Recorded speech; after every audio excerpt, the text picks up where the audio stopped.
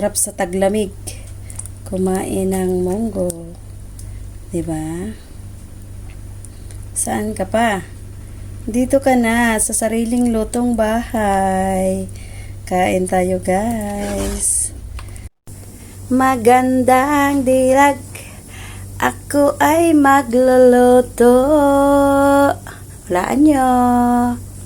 Ito po ay aking sangkap sa aking lulutuin ngayon.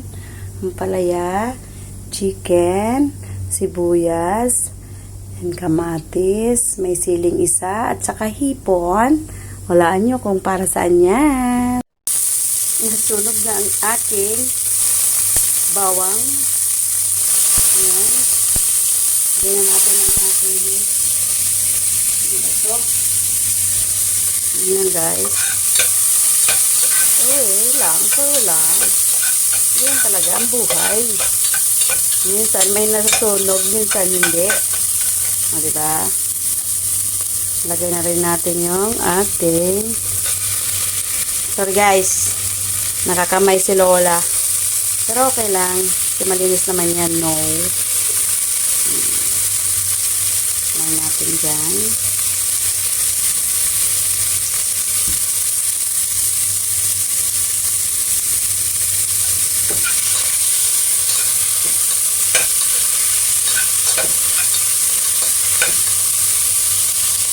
Ayan, kunti lang.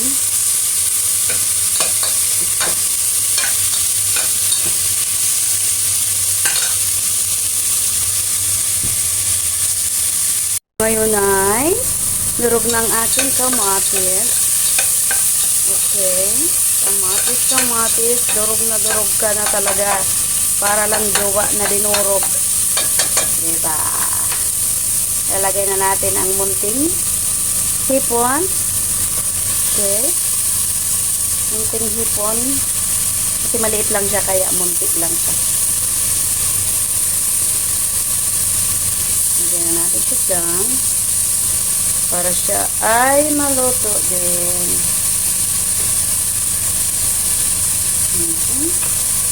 Diyan ka na. Kaya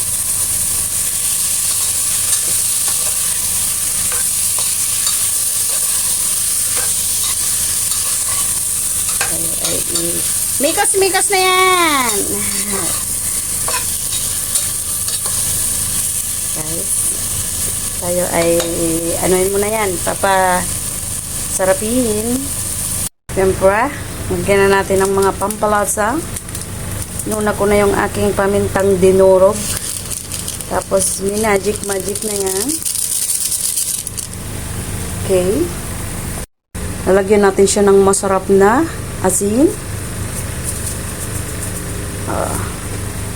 Kunting asin lang para hindi tayo magkaroon ng kidney.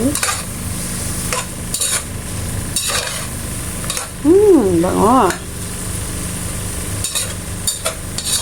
Katakam guys, nakakatakam. Kumain ng hipon. At nilagyan ko rin siya ng ampalaya.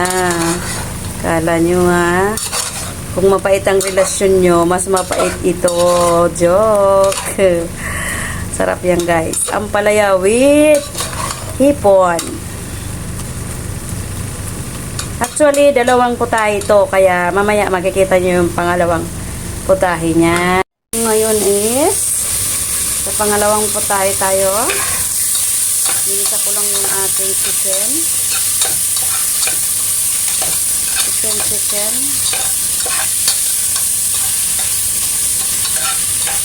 Yan po. Pagka maayos ng ating chicken, halagyan natin siya ng konting asin. Yan. Hadip. Crunchy na ang aking chicken.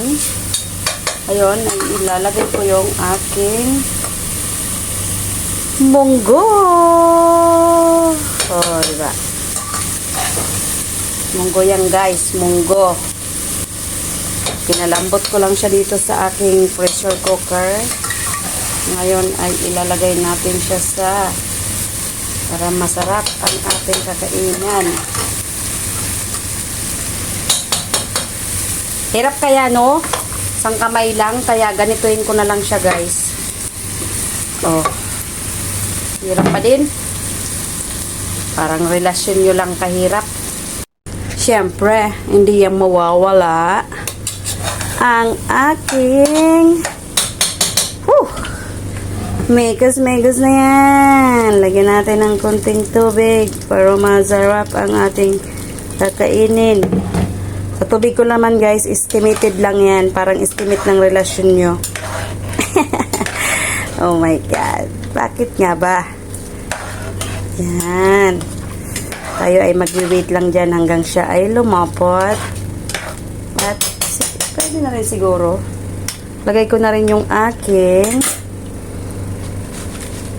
Oh, di ba? Extra pa rin siya yung hepon at with inano ko lang siya, guys. Tinanggal ko lang talaga siya dahil ayaw ko siyang mag-overcook. Oh. Ha? Mamaya, kakain na tayo. Konting pakulo-kulo na lang yan. Ayan, kakain na. Mamaya. This is it. Pansit. Ang aking masarap na munggo. Yan, guys. Tayo ay maglalagay ng munggo. Sarap. With hipon, ampalaya. Yan, guys, oh, sarap niyan. Sarap sa taglamig. Kumain ng munggo. Diba? Saan ka pa? Dito ka na sa sariling lutong bahay. Kain tayo, guys. Kain. Tapos lagyan natin ng malaki at mahaba. Katulad ng sarap niyan. Yes. Kain na, guys. Kain na ta. Ito pala, guys, yung aking niluto kanina. Hipon with ampalaya. Okay? And then, it's my munggo. Kain na tayo, guys. Yummy. Thank you for watching. Kain tayo, guys.